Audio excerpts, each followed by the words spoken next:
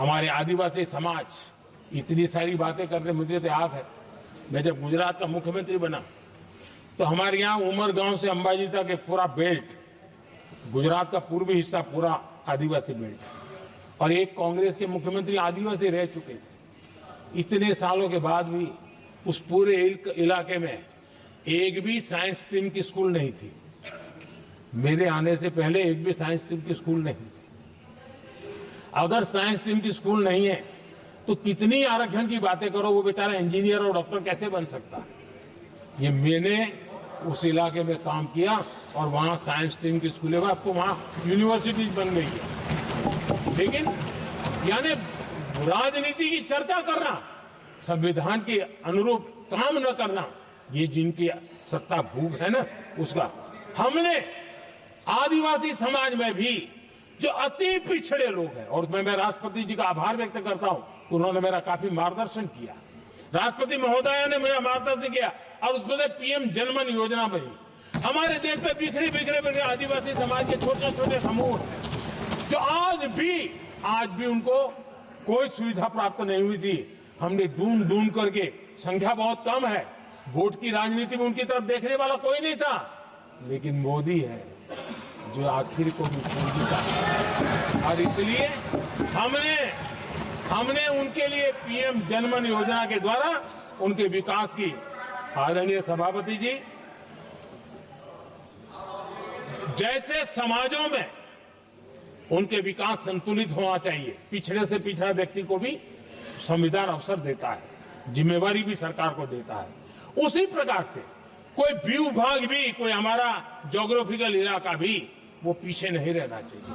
और हमारे देश में किया क्या, 60 साल के दरमियान 100 डिस्ट्रिक्ट आइडेंटिफाई करके कह दिया कि ये तो बैकवर्ड डिस्ट्रिक्ट है। और बैकवर्ड डिस्ट्रिक्ट का ऐसा लेवल लग गया कि किसी की ट्रांसफर होती थी तो वो कहता था पनिशमेंट पोस्टिंग, तो कोई जिम्मेवार अफसर जाता ही नहीं था। और उनकी तरह हमने पूरी स्थिति को बदल दिया।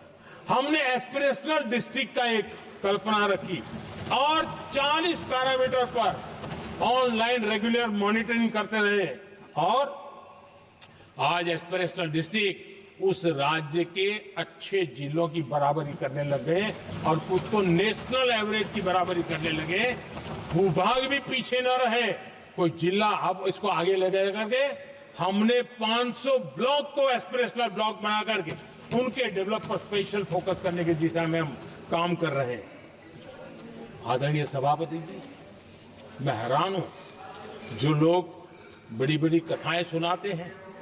क्या इस देश में आदिवासी समाज 1947 के बाद आया क्या राम और कृष्ण से तब आदिवासी समाज था नहीं था? जो आदिवासी समाज को आदि पुरुष वीर पुरुष हम कहते हैं, लेकिन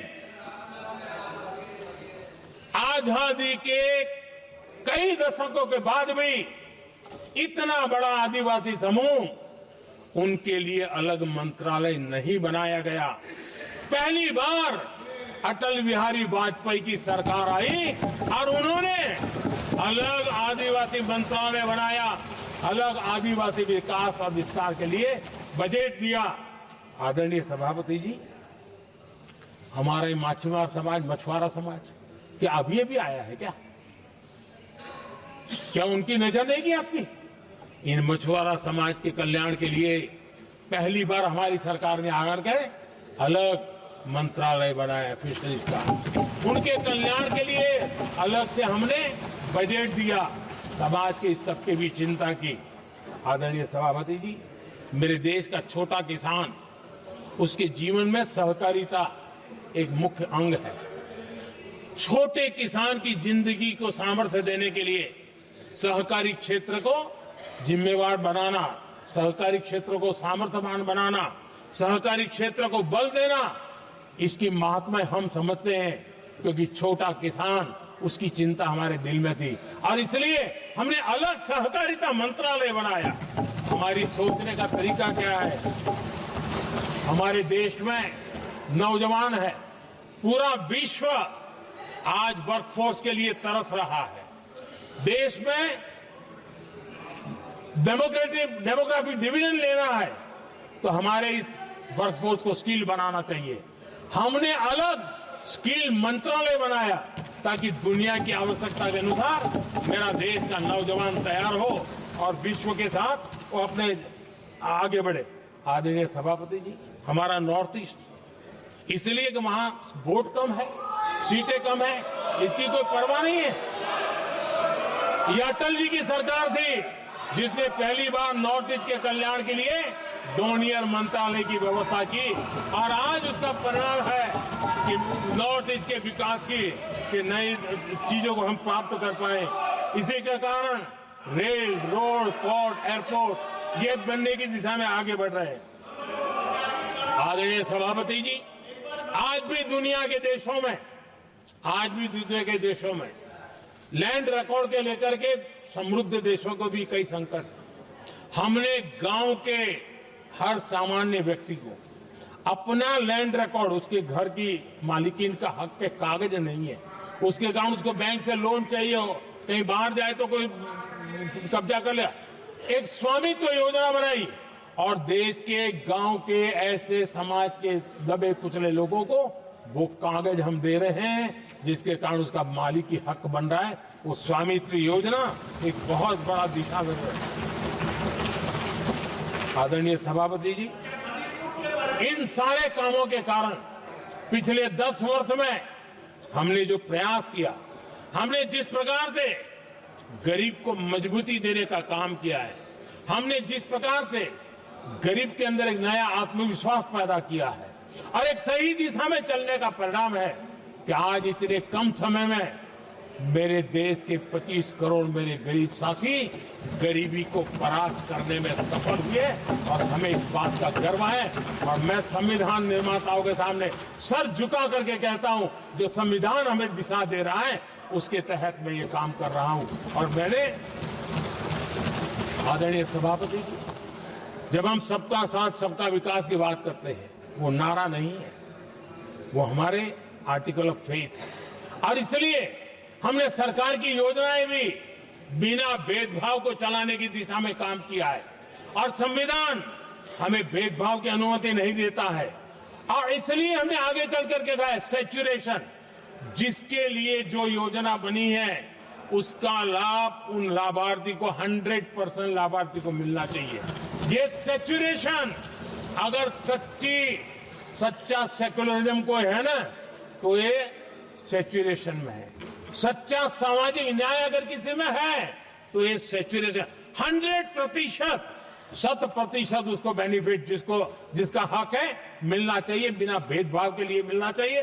तो ये भाव लेकर के हम सच्चे सेकुलरिज्म को और सच्चे सामाजिक न्याय को लेकर के जी रहे हैं। आदरणीय सभापति जी, संविधान के हमारे एक और स्पिरिट भी है और हमारे देश को दिशा देने का माध्यम, देश को का चालक बल के रूप में राजनीति केंद्र में रहती है। आने वाले दशकों में हमारा लोकतंत्र, हमारी राजनीति की दिशा क्या होनी चाहिए, आज हमें मंथन करना चाहिए। आदरणीय सभापति जी, कुछ दलों की राजनीतिक स्वार्थ और सत्ता का भाव, मैं जरा उनसे पूछना चाहता हूं, क्या वे कभी अपने आप को, और मैं सभी दलों के लिए कह रहा हूं, उधर और इधर ये मेरा विषय नहीं है, ये मेरे मन के विचार है जो मैं इस सदन के सामने रखना चाहता हूं कि इस देश में योग्य नेतृत्व का अवसर मिलना चाहिए नहीं। जिनके परिवार में कोई राजनीति में नहीं है, क्या उनके लिए दरवाजे बंद हो जाएंगे? क्या देश को, लोकतंत्र के स्पिरिट को परिवारवाद ने गहरा नुकसान किया है कि नहीं किया है? क्या परिवारवाद से भारत के लोकतंत्र की मुक्ति का अभियान चलाना ये संविधान के तहत हमारी जिम्मेवारी है कि नहीं है? और इसलिए समानता के सिद्धांत की बात कहे, अवसर की बात कहे, हिंदुस्तान के हर किसी को, और जो परिवारवादी राजनीति है उनकी धुरी ही परिवार होता है, सब कुछ परिवार के लिए। देश को, देश के नौजवानों को आकर्षित करने के लिए, लोकतंत्र को मजबूत बनाने के लिए और देश के युवाओं को आगे आने के लिए हम सभी राजनीतिक दलों ने प्रयास करना चाहिए। सभी राजनीतिक दलों ने, जिनकी पार्श्वभूमि में राजनीतिक परिवार नहीं है, ऐसे फ्रेश ब्लड को लाने के लिए प्रयास करना, ये मैं मानता हूं कि देश की लोकतंत्र की, और इसीलिए मैंने लाल किले से कहा है कि मेरा एक विषय लेके मैं लगातार बोल रहा हूं, बोलता रहूंगा। 1 लाख ऐसे नौजवानों को देश की राजनीति में लाना है जिनका कोई परिवार का बैकग्राउंड राजनीतिक परिवार का नहीं है, और इसलिए देश को एक फ्रेश एयर की जरूरत है, देश को नई ऊर्जा की जरूरत है, देश को नए संकल्प और सपने लेकर के आने वाले युवकों की जरूरत है। और भारत के संविधान के जब 75 वर्ष मना रहे हैं तो हम उस दिशा में आगे बढ़े। आदरणीय सभापति जी, मुझे याद है मैंने एक बार लाल किले से संविधान में हमारे कर्तव्य को लेकर के उल्लेख किया था, और मैं हैरान हूं कि जिनको संविधान का समझ नहीं आता है वो कर्तव्य की भी मजाक उड़ाने लग गए। मैंने ऐसा कोई इंसान देखा नहीं दुनिया में कि जिसको इसमें भी इतराज हो सकता है आने। लेकिन देश का दुर्भाग्य है, हमारे संविधान ने नागरिकों के अधिकार तय किए हैं, लेकिन संविधान को हमसे कर्तव्य की भी अपेक्षा है। और हमारी सभ्यता का सार है धर्म, ड्यूटी, कर्तव्य, ये हमारी सभ्यता का सार है। और महात्मा गांधी जी ने कहा था, महात्मा जी का कोट है, उन्होंने कहा था, मैंने ये अपनी अशिक्षित लेकिन विद्वान मां से सीखा है कि हम अपने कर्तव्यों को जितना अच्छे से निभाते हैं उसी से अधिकार निकल करके आता है। ये महात्मा जी ने कहा था। मैं महात्मा जी की बात को आगे बढ़ाता हूं और मैं कहना चाहूंगा, अगर हम अपने मौलिक कर्तव्यों का पालन करें तो कोई भी हमें विकसित भारत बनाने से नहीं रोक सकता। संविधान का 75वां वर्ष कर्तव्य के प्रति हमारे समर्पण भाव को, हमारी प्रतिबद्धता को और ताकत दें, देश कर्तव्य भावना से आगे बढ़े, ये मैं मानता हूं समय की मांग है। आदरणीय सभापति जी, भारत के भविष्य के लिए संविधान के स्पिरिट से प्रेरित होकर के मैं आज इस सदन के पवित्र मंच से 11 संकल्प सदन के सामने रखना चाहता हूं। पहला संकल्प है, चाहे नागरिक हो या सरकार हो, सभी अपने कर्तव्यों का पालन करें।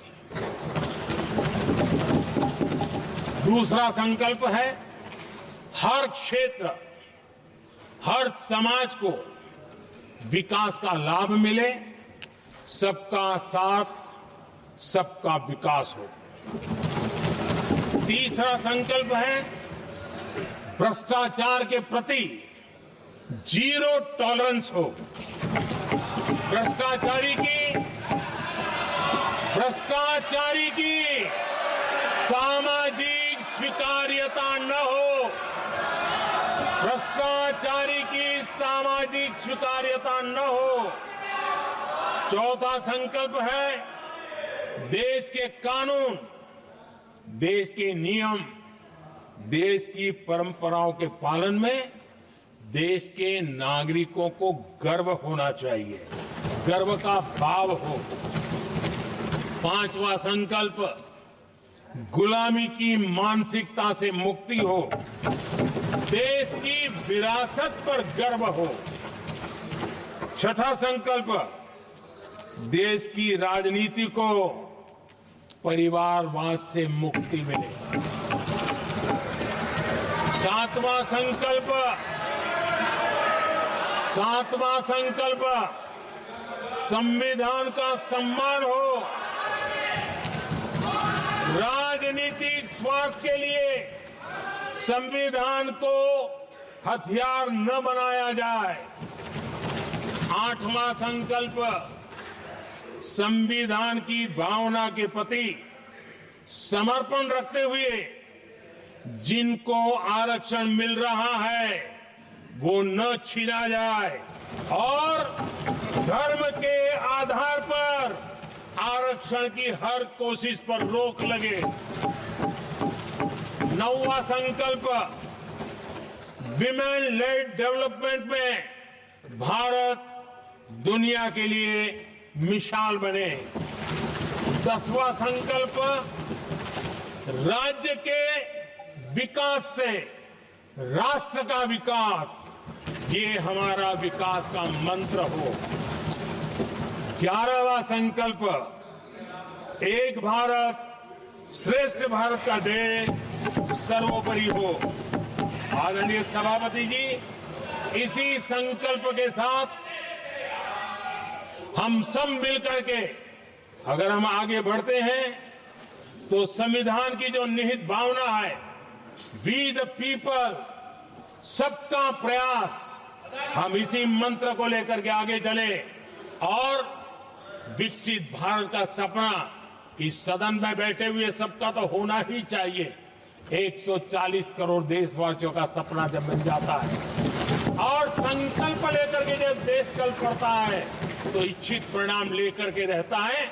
मेरा 140 करोड़ देशवासियों के प्रति मेरी अपार श्रद्धा रही है। उनके सामर्थ्य पर मेरी श्रद्धा है, देश की युवा शक्ति पर मेरी श्रद्धा है, देश की नारी शक्ति पर मेरी श्रद्धा है। और इसलिए मैं कहता हूं कि देश 2047 देश जब आजादी के 100 साल मनाएगा तो विकसित भारत के रूप में मनाएगा। इस संकल्प के साथ आगे बढ़े। मैं फिर एक बार इस महान पवित्र कार्य को आगे बढ़ाने के लिए सबको शुभकामनाएं देता हूं और मैं आदरणीय सभापति जी, आपने समय बढ़ाया इसके लिए मैं आपका बहुत बहुत आभार व्यक्त करता हूं। बहुत बहुत धन्यवाद।